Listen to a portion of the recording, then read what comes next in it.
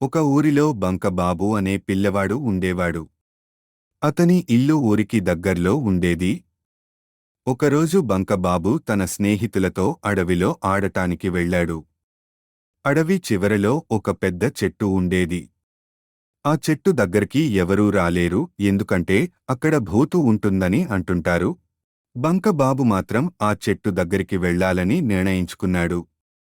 చెట్టు దగ్గర నిలబడగానే ఒక శీతలమైన గాలితో గిమ్మి తడిపింది.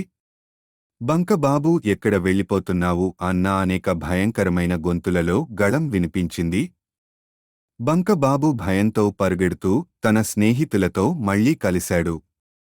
ఆ తర్వాత ఆ చెట్టు దగ్గర మరెవరికీ అడవి వెళ్లే ధైర్యం రాలేదు. బంకబాబు వాగ్దానం చేశాడు, ఇప్పుడు నేను అక్కడికి వెళ్ళను, ఆ చెట్టు రహస్యాన్ని నేను తెలుసుకున్నాను.